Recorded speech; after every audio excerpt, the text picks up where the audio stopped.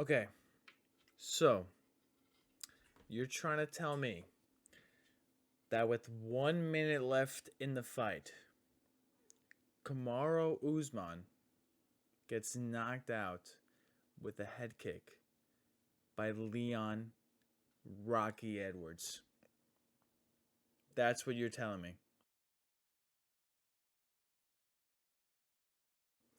That's what you, as an objective, omniscient energy source, have decided to impart upon me.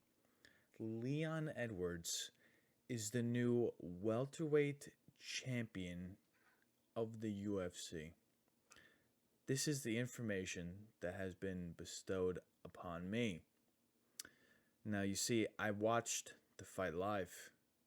I noticed that Leon Edwards was a pretty good match for Kamaru Usman. Round one, Leon Edwards. Perhaps he won that round. He was controlling Usman a little bit, and maybe he was piecing him up. But as a champion, when you confront a new challenger, sometimes you try to feel them out a little bit. So it's okay to lose round one. That makes a lot of sense. So, Leon, round one. Now, rounds two and three definitely go to Kamaru, I would say. Now, Kamaru was controlling a lot and whatnot. Now, round four, I think that's pretty fair to say. It's also Kamaru Usman's round. Okay? So he won rounds 2, 3, and 4 definitely. Round 1 up in the air. So now heading into round 5, Kamaru Usman, he knows he must have a semblance of an idea that round 5 might not mean that much because he's potentially up 3 rounds. However, as the champion, you never want to think that going into a round, or even as a fighter in general, you never want to go into a round with the mindset of, hey, I'm going to coast this round.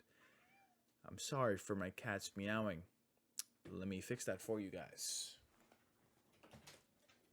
Now get out of here. Get skedaddle. Skedaddle. Let's go. Sorry about that, guys.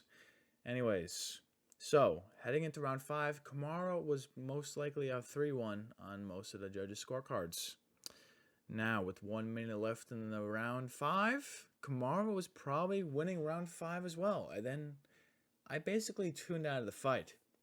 Now, the only reason I know what happened is because I was getting my phone spammed by text. Text saying OMG, OMG, and then also bro with like 15 O's in all caps. And I was like, well, something must have happened. So I turn on my stream.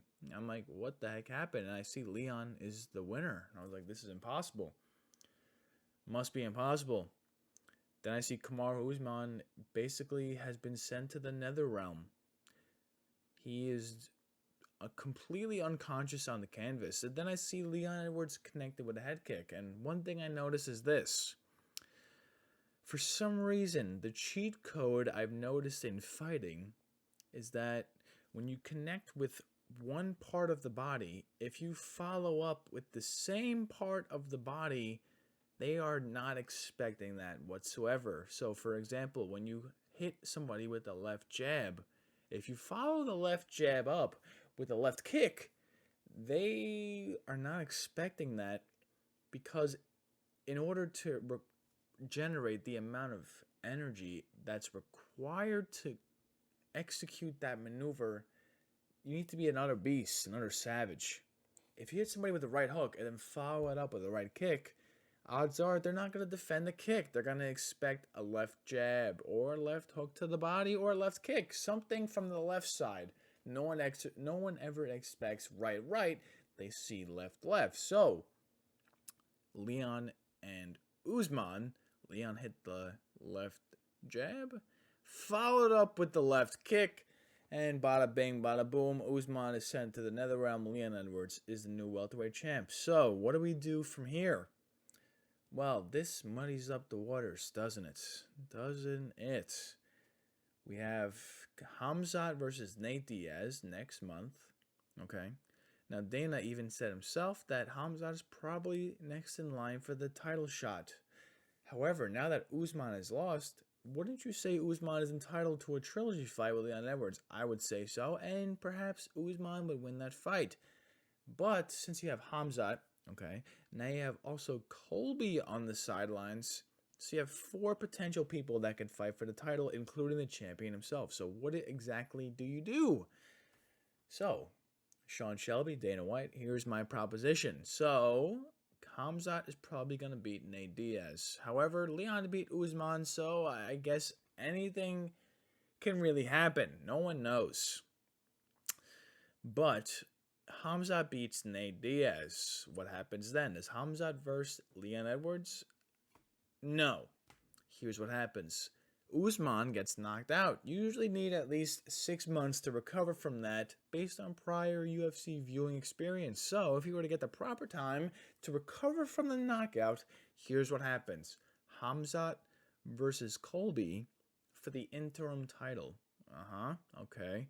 Then we have Leon versus Usman in the trilogy, and I would say about February, perhaps.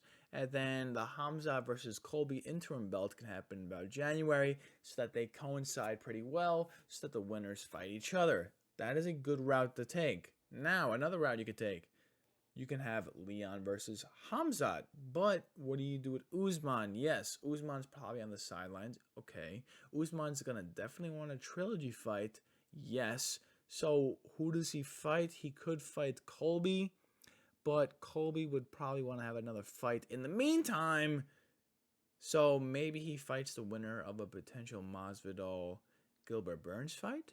Maybe he fights the winner of Bilal versus Sean Brady. Perhaps. Maybe he fights Jeff Neal. Maybe. I think we need to build another contender in order to move forward in this division. Now, I would love to see Hamza versus Leon Edwards. That would be insane. And Hamza would win. And then he would fight Adesanya, become a double champ, sure. But I think the welterweight division is at a crossroads. It has to decide what it wants more. Does it want clout? Or does it want respect? What does the welterweight division want? That's what the Finns is trying to figure out in this video. And I don't think I have a good answer for you guys. So with that being said, hope you guys have a great day. Make sure you leave a like, comment, subscribe, hit the bell, and enjoy yourselves. You water savage like I have tonight.